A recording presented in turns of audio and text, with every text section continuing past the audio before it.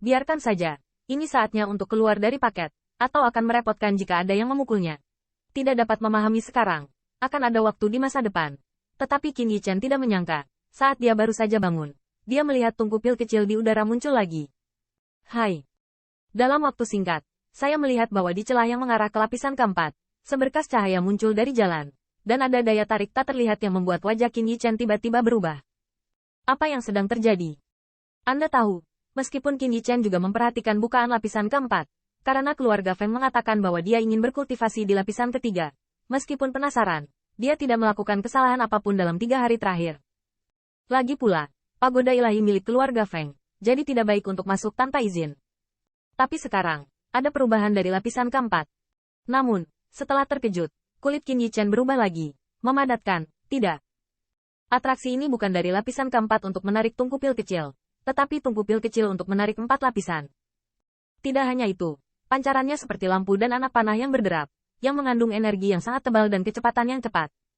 Qin Yichen tidak punya waktu untuk menembus. Bahkan jika matanya yang menatap canggung, kekuatan roh melonjak, tetapi saya selalu merasa bahwa ada sentuhan mendalam pada sinar yang belum pernah dia sentuh. Dan seberkas cahaya ini semuanya mengalir ke mulut tungku pil kecil. Di hadapan energi yang luar biasa, paus yang masih belum bisa ditelan seperti sebelumnya. Qin Yichen sangat terkejut. Fenomena alam seperti itu, dia takut dia bahkan tidak bisa lari jika dia ingin lari. Saya tidak tahu bagaimana menghadapinya. Apa yang membuatnya lebih terkejut adalah bahwa setelah berkas cahaya mengalir ke dalamnya, permukaan tungku pil kecil benar-benar menyebarkan 4 kecemerlangan, seolah-olah matahari bersinar, dan itu sangat menyilaukan sehingga Qin Yichen harus menghindari tepinya. Apa yang sedang terjadi? Tanda seru. Sama seperti Qin Yichen menutupi matanya, Mu Tianliang dan yang lainnya di lantai 2 juga gelisah.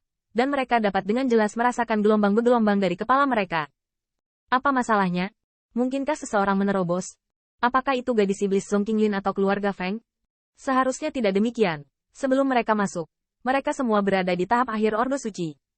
Butuh 3 hari untuk menerobos begitu cepat.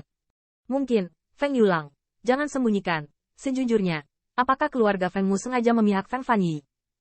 Feng Yulang di lapisan pertama mendengar ini sangat marah dan tertawa. Diam-diam berpikir orang-orang ini benar-benar berpikir.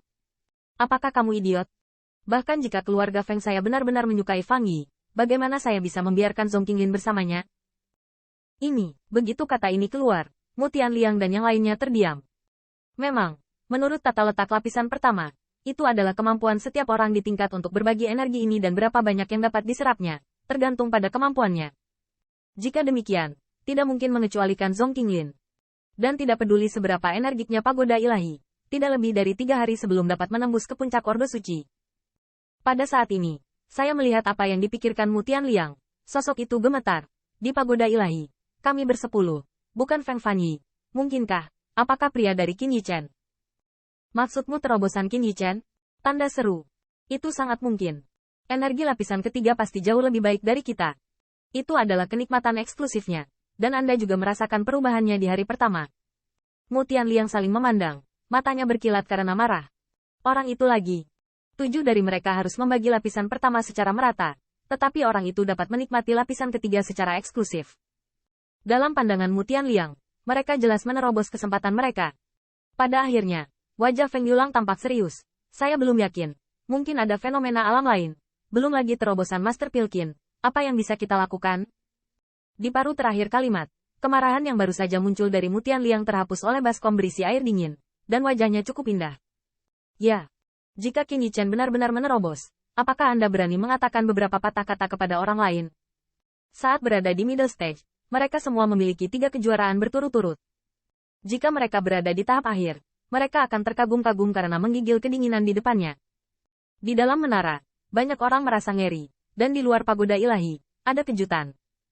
Patriark, pada waktunya, ini hampir berakhir. Setelah mendengar kata-kata Feng Yan, Feng Zhengying menjadi santai. Nampaknya selera junior masih terbatas. Meskipun kehilangan energi agak tidak terduga, itu masih dapat diterima. Namun, fenomena alam yang tiba-tiba dari pagoda ilahi telah membuat kemarahan Feng Zhengying hampir hilang. Ini, bagaimana situasinya? Tanda seru. Dia bisa merasakan bahwa energi di Divine Pagoda diserap dengan cepat. Ini hampir berakhir, dan seperti ini. Wajah Feng Zhengying tiba-tiba berubah. Tetapi Wang Aulin tidak bisa menahan tawa. Melihat ini, mungkinkah generasi yang lebih muda akan menyerap lebih banyak poin sebelum mereka keluar? Ini tidak sulit untuk dipahami. Pagoda ilahi akan segera ditutup. Namun, Feng Zhengying di samping hanya menatapnya. Apakah kamu tidak mengatakan beberapa rumor? Apakah kamu tidak tahu misteri pagoda ilahi? Para junior itu tidak mungkin menyebabkan perubahan seperti itu. Di sela-sela kata, aku tidak bisa menahan perasaan tertekan.